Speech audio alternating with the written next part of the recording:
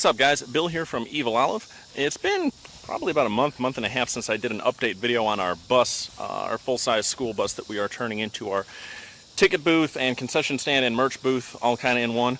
The past couple weeks it had been kind of hot out, so I've been doing some more stuff in the garage here. You've obviously seen my new videos I've been posting, but I haven't been doing a lot on the bus. So the past 2 days I spent out here kind of buttoning some things up. So let's see what we got going on in here. So the only thing left to be painted yet are the mirrors on the front, and then we got to get the logos on the side. We did acquire a short bus, and that's going to be, we're going to use that for more of the in-town advertising for festivals or fairs, what have you, instead of this, just because this is so large, the motor does need a bit of work. So as long as it runs and stops so we can get it to the haunt and then back out to store it, we're just going to kind of leave it as is, as far as running condition goes. So on the inside, the only mess kind of left is here at the front, which is the just this little stash area. This stuff all pretty much goes to the haunt. This is just the leftover painting supplies. So not much up here has changed since we did our last video, aside from these outlets that now run from one side to the other, and those are a little further down. I'll start at the back, I guess. Well, we'll start in the middle. Got the little counter stand in here. This is for the ticket windows. We had some extra countertop left over. My partner's mom had her kitchen redone, so she had 2 different types of counter in there, so we scored a couple pieces, and they were just large enough to fit there. So our cash register is going to be up there, which is conveniently right there.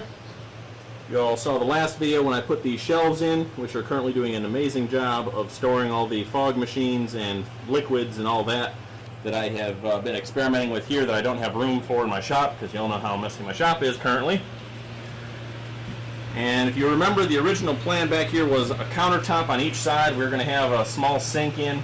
We decided against the sink just because of drainage for the water where the bus is going to be. So we were just going to do 2 countertops. It took about 3 weeks worth of searching to find that we couldn't find any countertops that were within the budget to put back here and then to frame out.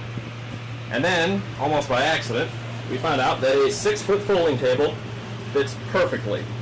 Flush up against that wall, and there's about 1.5 inch space there. So what we're going to do, we're going to put another one on this side.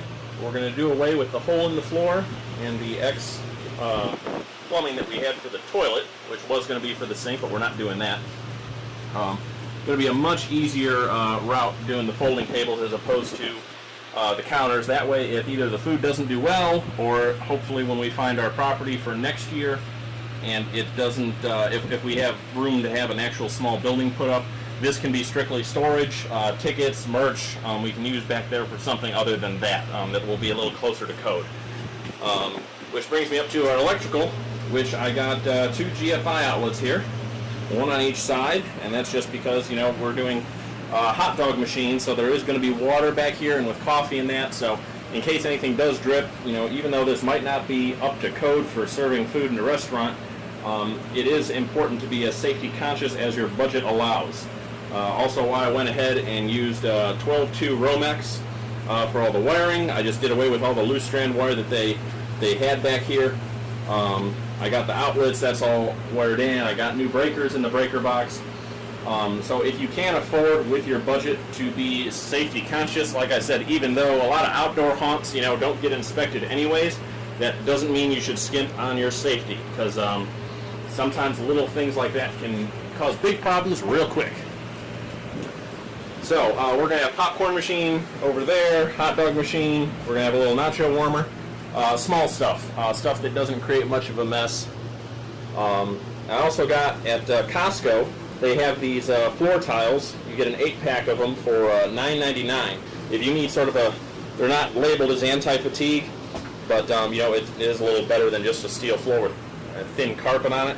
They work really good, and also they're water resistant. So if something does spill, we can pull one of these tiles up, take it outside, and hose it off, as opposed to whatever spilling on the carpet and then it stinking and soaking in and all that mess. So we ran a line up. We got 4 outlets there for the cash register, and we're going to have some lighting in the middle here, just some small lights for our ticket ladies, and to show back here for all the storage of where the merch is and that, our t-shirts. and everything. And then we got an outlet running up here, and this is going to be our showcase side. This is the side that tickets are going to be sold on and everything, so people coming in are going to line up here. So we're going to have our shirts in one window. We're going to have the plaster skulls I make in another. Anything we sell is going to be showcased here with lights on it, so people can get a good close look, and then there will be little samples up at the front here if they want to actually touch one before they buy it. But so that outlet's going to be for all that stuff. And then this side we're just going to have another small table, and this is going to be my little office area for doing paperwork and interviewing our volunteers and end of the night money counting, all the important stuff, just so everything's kind of contained. But so the last step for this bus that's going to happen is going to be getting the tables fitted in there, and then the equipment up there and see how that looks, and then getting the logo on the side. But other than that, this bus is done. All the lights work at the same time now. Figured out all the wiring issues, so it's nice and bright in here. This is going to be awesome. So the next video I do will probably be when everything in here is done, unless something comes up that I think is worthy of, you know, wasting your guys' time and mine. So the last one will probably be when it's all said and done. So I guess that's it for this one. So we'll see you next time.